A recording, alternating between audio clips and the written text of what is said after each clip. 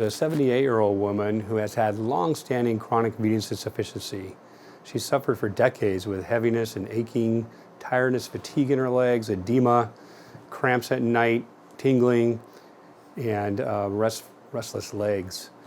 She first developed problems in her right leg with an ulcer that occurred when she cut herself on her fireplace.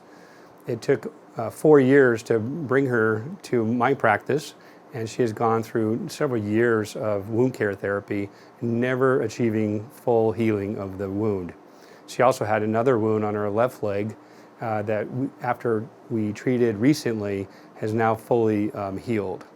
Today we're going to look at this right distal calf perforator as a significant cause for her non-healing.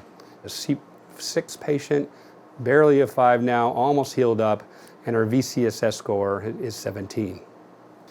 On her screening ultrasound when we met her, she had significant pathologic reflux in bilateral great and small saphenous veins, and she had pathologic perforators on both sides in the distal calf locations. The one we're tackling today is measured 5.6 millimeters in diameter and had 1,377 milliseconds of reflux. She also has anterior tibial varicose veins that will be treated at a later time if necessary for non-healing. When taking on incompetent perforator veins in your practice, it's important to really set yourself up for success. Where the green marker is right at the junction of where it pierces through the deep fascia to enter into the posterior tibial vein. We're going to circle the posterior tibial vein just so you can identify that. And it's very important to go after what I call your hazards first. Hazards are anything you don't want to be affected. So what we'll do is we'll measure a 5 millimeter safety distance from the edge of that posterior tibial vein. So right there is perfect. It's right on that corner. So we're going to use that as our do not cross line. So we want to treat to that point. And now we're going to measure what the opportunity is for the maximum length of treatment we could get out of this should we enter in right at the very beginning of this perforator. So that's pretty good right there. It's almost 2, let's say. So if I were to enter in at just on the far left of that perforator, it looks like we would get 4 different treatment cycle locations. So I'm going to stay back a little farther from the probe than I normally do, in case he's putting it out there about 1.5 centimeters from the edge of the probe. So I'm going to have a nice little runway here.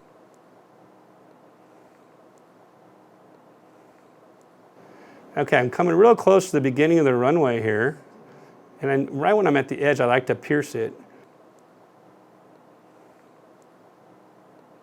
So my needle's in, and since I'm using this technique, I don't have to go all the way through, and I don't want to cause spasm. Karina has put in a little shape to our wire here, and that's so if the wire gets caught on some tissue or a bend, we can steer away from it. And here you see the wire come in. I'm actually twirling it here, and I'm now got the wire to go down and it's going very smoothly. So I made a nice turn down into the posterior tibial vein. You want very little resistance at the skin, but you also don't want to create a huge wound.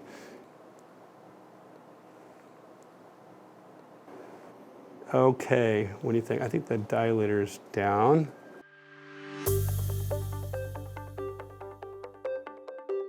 The hash markers here showing 1 centimeter away. So we're going to enter in. It looks like the tip, if you look at the ultrasound, the tip of the sheath is right to the corner. You all agree?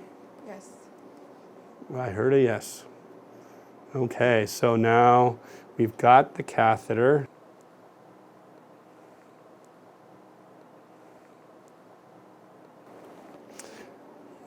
The catheter is 40 centimeters in length. We didn't want to make it too long, so it wasn't draping all over the place, but it sometimes does that, so you just want to make sure it's stable. Okay, and so you see we're right at the edge here of the tip. The tip is just out. I'm going to pull the sheath back because our catheter is down to the corner, if not across the corner. Now I'm going to pull the sheath all the way back and out of the body without pulling back the Maven. So you can see on the screen, that's 3-4. That's really nice. It matches up what we believe to be true. This is just confirmatory. And we go 5 millimeters. Okay, maybe. There it is. See it right there? I'm going to go in. I'm going to bring it in. There. Without moving the catheter. It's easy to lose track of that, so I really advise you to keeping eyes on it too. Put almost a death grip on the hand that's holding the catheter, because it can slip out really easily if you're not attentive. And I'm going to go below the catheter now and just deliver circumferential lidocaine. And now I'm going to come up more proximal and more shallow, and we're ready to go. So we're going to do our first treatment cycle here.